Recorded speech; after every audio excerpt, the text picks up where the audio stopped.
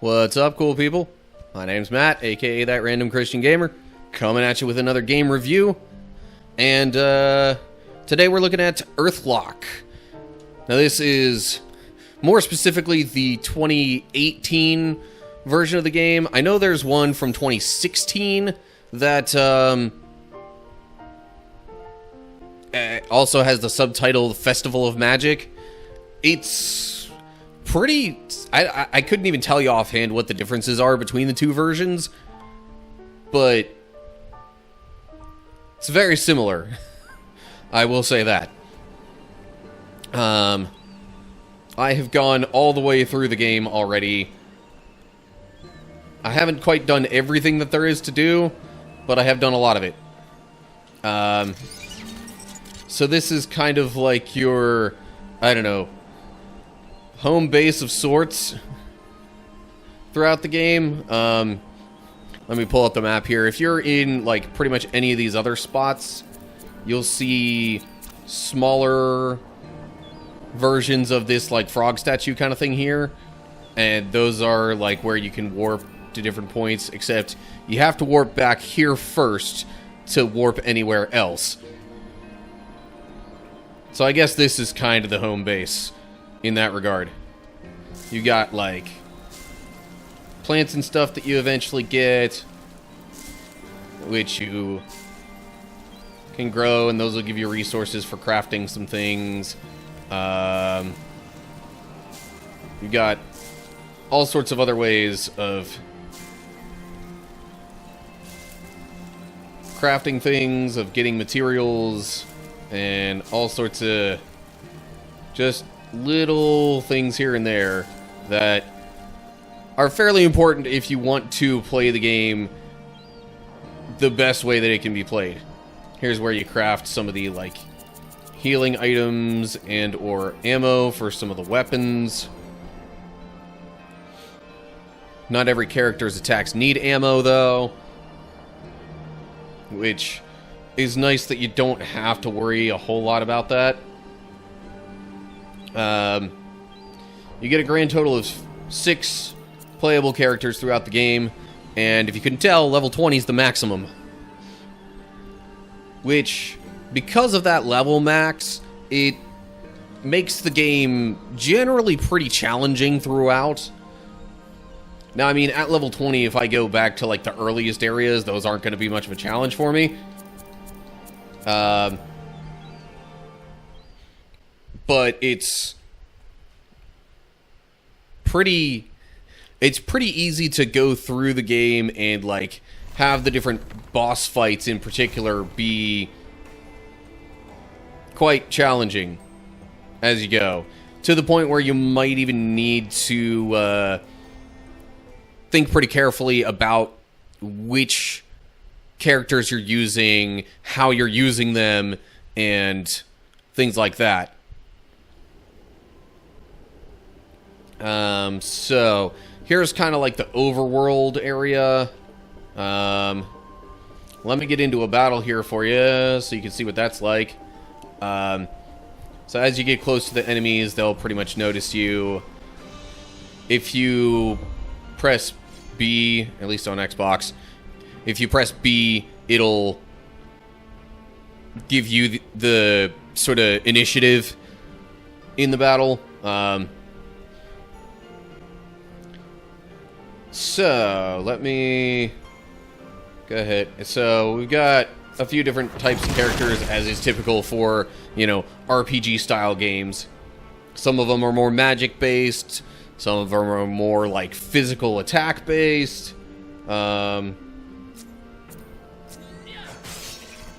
And different types are generally better for fighting certain enemies.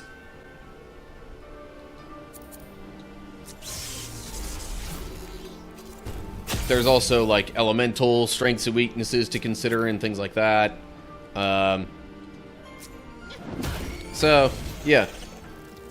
Fairly typical RPG elements going on, so if that's the kind of game that you're into, it's not a bad choice, depending on the price point. This game it can kind of feel a bit on the shorter side of things. Especially, like, side quests in particular aren't generally going to take you forever relative to most RPGs.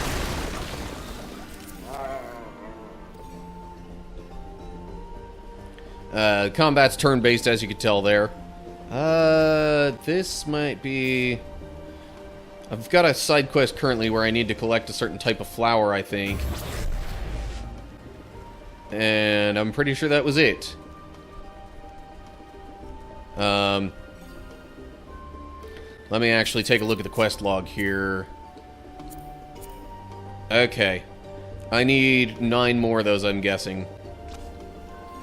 If I gather enough of those, then I can trade those into a certain character to get an ingredient that I need for another side quest, basically.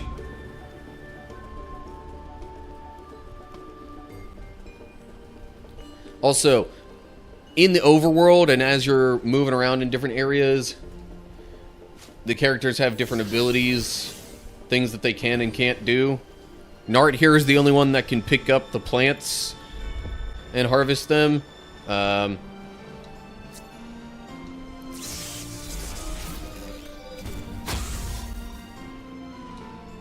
And then there's...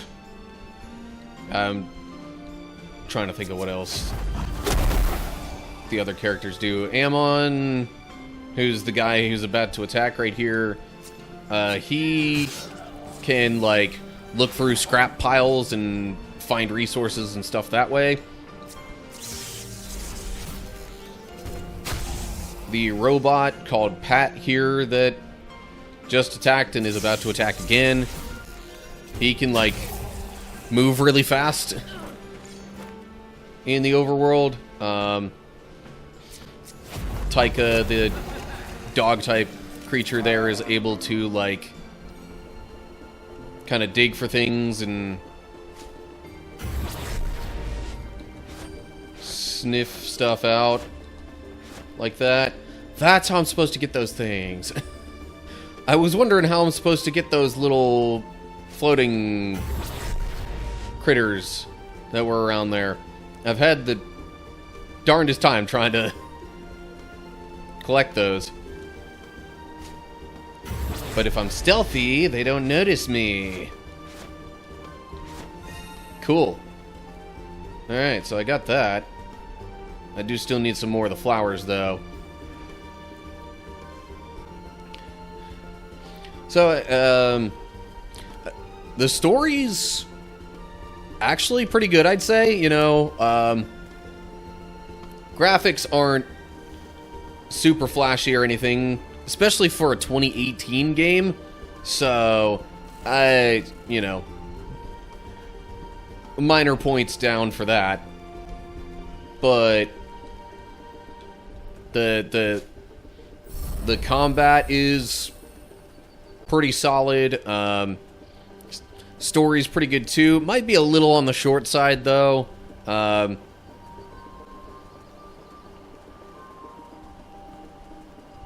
There are a fair number of side quests to do that can get you easily distracted and make you feel like the story is perhaps a bit longer than it actually is. I'm about to get myself in some trouble here, aren't I? Nope, maybe not. Okay.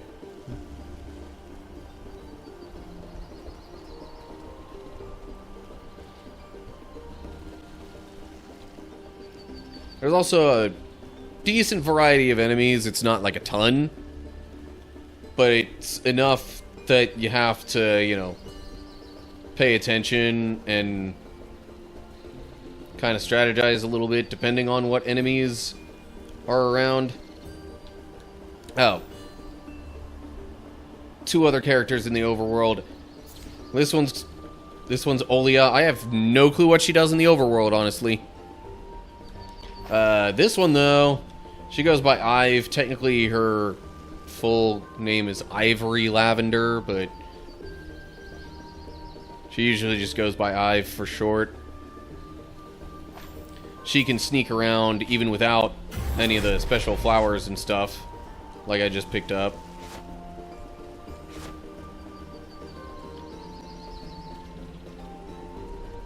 So yeah, different characters with different abilities,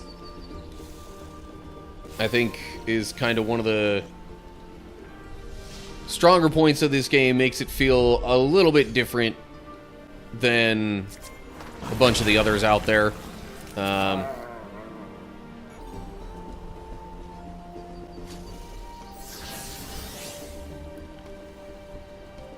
But yeah, my main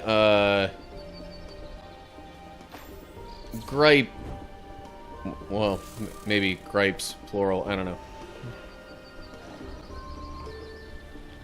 I'm not going to be able to pick this flower without getting a bunch of attention drawn to myself.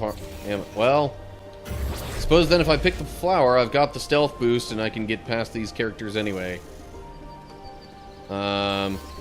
Whoa. It had 9 enemies there that I might have fought. Definitely don't want to do that.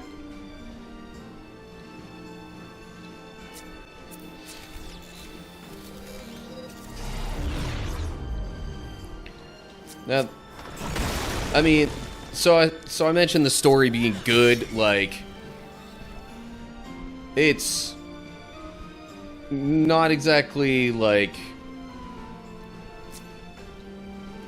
super surprising. It doesn't have any major like plot twists and turns or anything like that. It, you know, it's just a decent game with a decent like world that it's kind of built, and the story is, you know, kind of your general, you know, group of people who seem like there isn't too much special about them come together and save the world, sort of deal.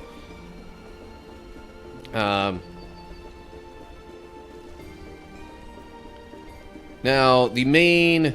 Okay, so, aside from gaining levels, the main other ways that your characters can, like, kind of be, you know, leveled up, even customized in a way.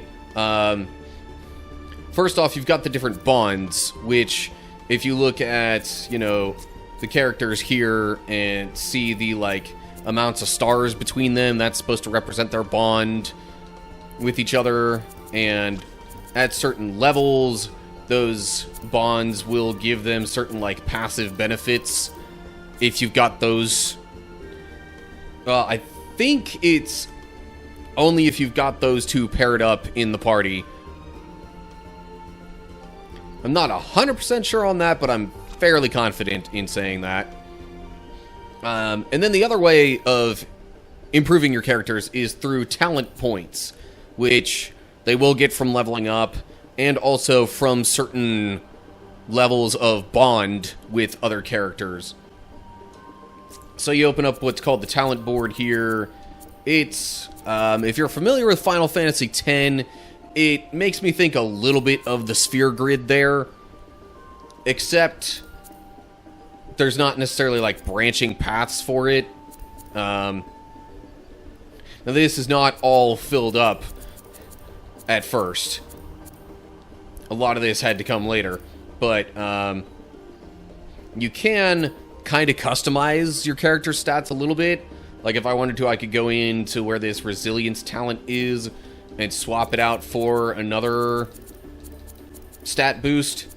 And then some of these abilities or other perks, as they call them, I could swap out as long as I've got another talent of the same type. Any of these spots can be swapped out. And of course, every character's got their own separate talent board. Some of them have more abilities than others. Some of them are more stat-focused than others. So it really all just... It leaves you some flexibility with how you use your characters and, you know, boost their stats. Now, another thing I will say is sometimes the equipment can make a significant difference. In fact, it'll actually affect their stats. This is not something... This is not the kind of game where it's real easy to pick up equipment from enemies or different things like that. You might get some materials that can be used to craft other equipment, but even that, it's not like you're very likely to be able to craft stuff all the time throughout the game.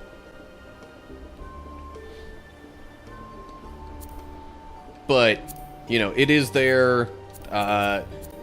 Sometimes the different equipment will even change a character's appearance. Like if I swap to the Blizzard Bangle for Taika, he would get more of a bluish color instead of the yellow. That's sort of the default for him. Pat also kind of gets a different look based on the equipment. There's actually like a base... Well, I guess for the characters that don't change appearance based on equipment, you can maybe have some different options of how they look just based on the origin talent here. So, tiny little bit of different outfit possibilities there too. Now, maybe not in this battle, but eventually I will try and get myself into a battle with more enemies involved so that it feels worthwhile to use one other battle feature. Actually, real quick, also going to check on that one. Okay, I need 2 more stealthy shades. Here's one of them. Okay, but I'm really trying to get myself into a larger battle here. So I'm gonna sort of speed my way through a bit more. Try and find a big clump of enemies somewhere. Seems like actually up on top of the hill is a better area for that.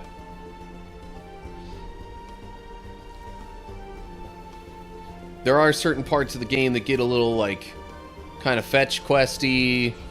If you don't like that, I don't know if this game will be your favorite type, but it's like, overall, I'd consider it fairly standard as far as RPGs go. Now, one other thing I will point out is, on the family-friendly scale, this is about as good an option as you're gonna find. Like, there's nothing in this game that I can really think of that's questionable content-wise. Nothing that you'd want to, you know, keep your kids away from or anything like that. Okay, here we go.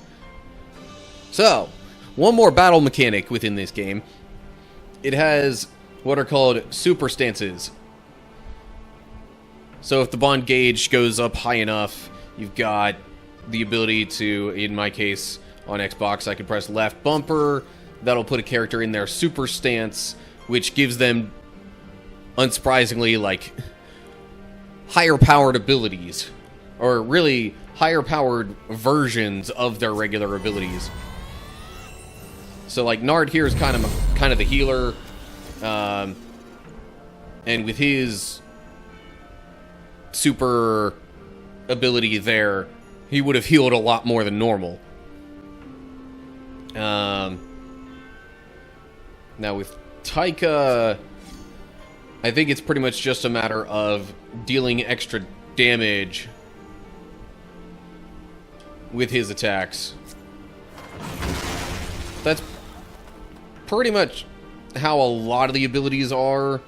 A lot of the super abilities are.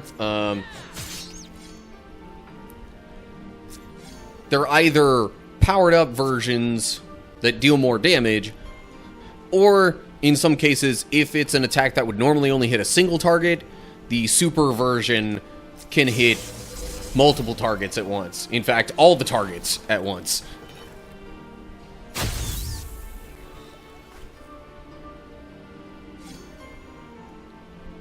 Yeah. There is also a battle speed option, which I would imagine a lot of people probably want to take some advantage of throughout the game. Combat can feel a little slow at times, especially when you're up against a whole bunch of other enemies. Now, normally, you know, as you're progressing through the game, you get experience with each battle, and if you notice the... Sorry, camera stuff. If you look in the opposite corner from where my webcam is, or opposite side, top left corner, you'll notice all these different bonuses. Those would all increase how much experience the party gets. So the fact that there were 4 more enemies than I had, you know, characters in combat, the fact that nobody got hurt, or just that no one even died, and the multi-enemy times 8 bonus, all of those would have increased the amount of experience that the people in the party gain from that battle. So that's actually a pretty good thing to look for and pay attention to in this game as well as you're going through it. Otherwise, I don't know if I have too much else to talk about. It's hard to say too much about the story and, like, give you, you know, examples of why I might like it or not. So, on the whole, if I were going to rate this game on a scale of 1 to 10, I know I tend to do this with a lot of games. I might give it somewhere in the 7 range. Like, if it was just longer, I would probably give this as high as a 9. Then really my only complaint about it would be the fact that there are sometimes some, like, difficulty spikes that kind of hit you out of nowhere.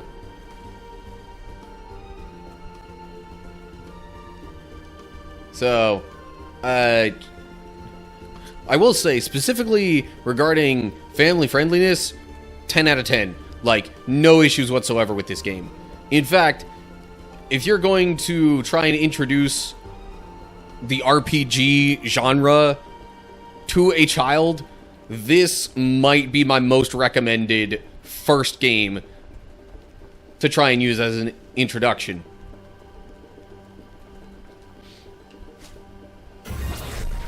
At least if you're looking for more of, like, the kind of classic RPGs.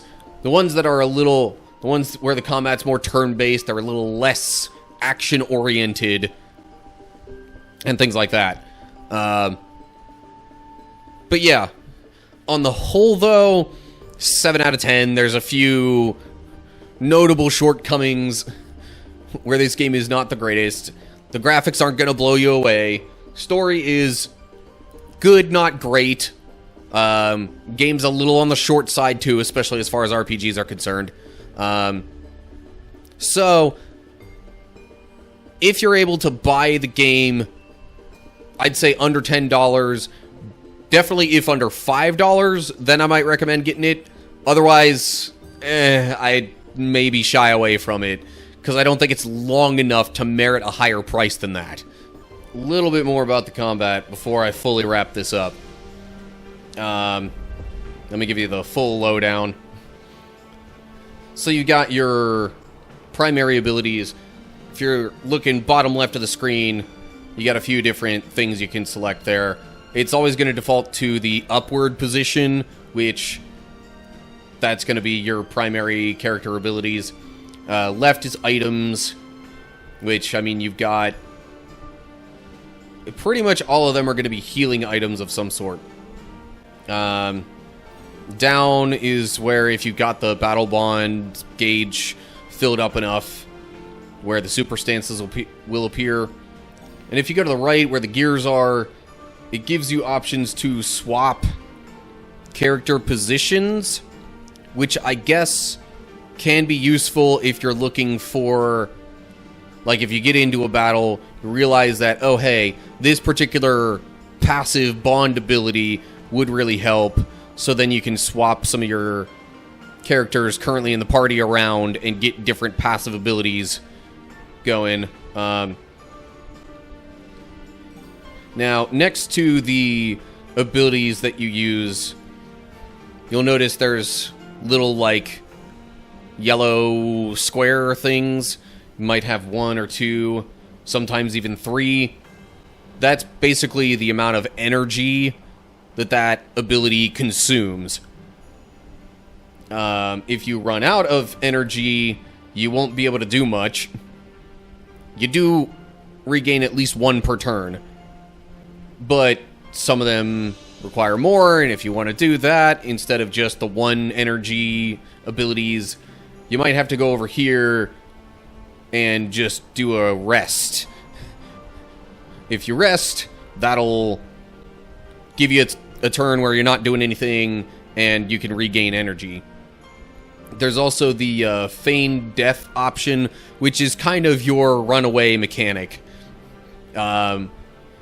Except you just pretend to be dead instead of running away.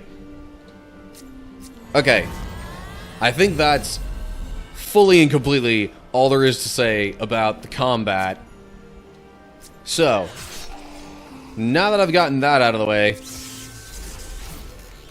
I think that is everything that I have to say about this game. Alright, so there's my review of Earthlock. Let me know if you liked the video by giving it a thumbs up.